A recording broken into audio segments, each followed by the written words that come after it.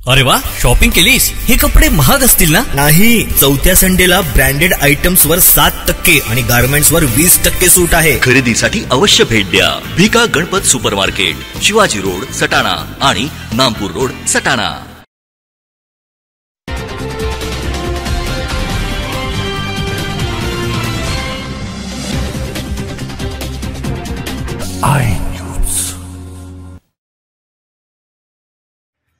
सटाणा शहरासह बागलाण तालुक्याचे आराध्य दैवत असलेल्या महालक्ष्मी माता मंदिरात पहाटे काकड आरती संपन्न होऊन ध्वज व त्रिशूळ पूजन करून घटिका स्थापन करीत दीप प्रज्वलनाने मुख्य मूर्तीवर अभिषेक होऊन अलंकार पूजनानंतर मंदिराच्या कळसावर ध्वजारोहण झाल्यानंतर नवरात्र उत्सवास भक्तिमय वातावरणात शेकडो महिलांच्या साक्षीने प्रारंभ झाला.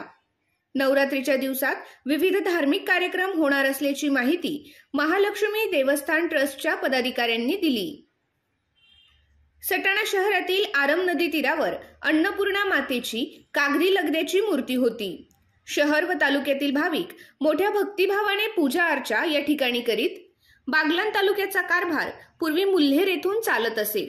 त्यावेळी मुल्हेर संस्थानचे प्रमुख विष्णुदास महाराज होते. बागलाण तालुक्याची निर्मिती झाल्यानंतर मुल्हेर संस्थानमधील शासकीय दप्तर व शासकीय तिजोरी सटाणा गावी आणले गेलेत.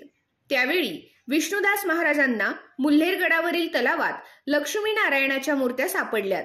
त्यापैकी विष्णुदास महाराजांनी नारायणाच्या मूर्तीची प्रतिस्थापना मुल्हेर येथील उद्धव महाराजांच्या समाधीजवळ केली, तर देव मामलेदार यशवंतराव महाराज यांनी सन 1876 साली आरम नदीच्या तीरावर असलेल्या अन्नपूर्णा मातेच्या मंदिरात महालक्ष्मी मातेची स्थापना केली.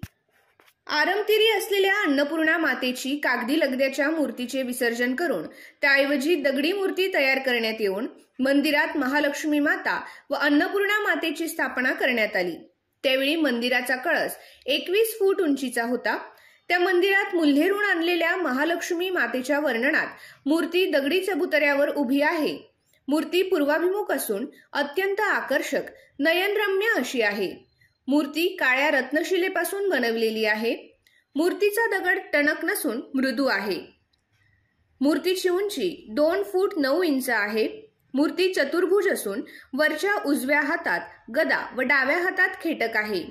खालच्या 2 हातांपैकी उजव्या हातात म्हाळुंग फळ व डाव्या हातात पानपात्र आहे. तसेच मस्तकावर चंद्र व सूर्य कोरलेले आहेत. मूर्तीवर अंगभूत अलंकार कोरलेले आहेत. तसेच मस्तकावर रजत मुकुट आहे. मुकुटावर नागाची प्रतिकृती आहे आणि मूर्तीवर रजत छत्राची छाया आहे. कोल्हापूरच्या महालक्ष्मी अंबामातेची प्रतिकृती सटाणा शहरातील आरम नदी तीरावरील महालक्ष्मी माता असल्याचे जुने जाणते भाविक सांगतात. भाविकांची इच्छाशक्ती वाढल्याने मंदिराच्या गाभाऱ्यातील मूर्त्या न हलवता मंदिराचा विस्तार करण्यात आला. आज मंदिराचा कळस 70 फूट उंचीचा आहे. मंदिराच्या परिसरात इतर देवालय असल्याने या परिसराला बागलांची पंचवटी म्हणून ओळख मिळाली आहे.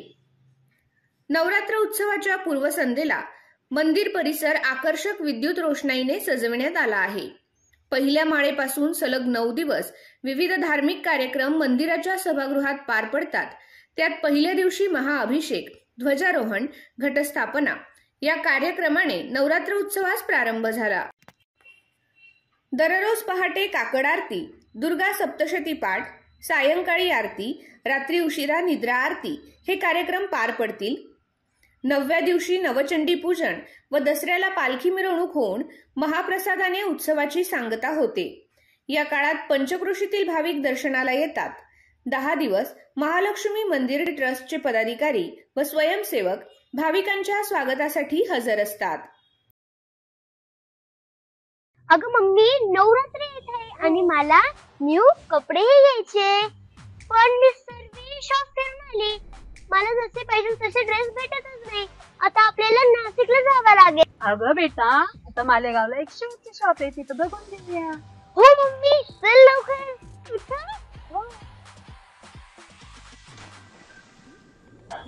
काका, नवरात्रासाठी न्यू ड्रेस आलेले आहेत का? हो बेटा, नवीन माल आलेला आहे. अगं मम्मी, तू बघ, न्यू ड्रेस आहे. वाव, न्यू माल. दादा नवरात्रासाठी खूप छान ड्रेस दाखवा बरं. हो दीदी, आलेला आहे, नवीन स्टॉक आलेला आहे नवरात्रासाठी. वाव, मग दाखवा मग.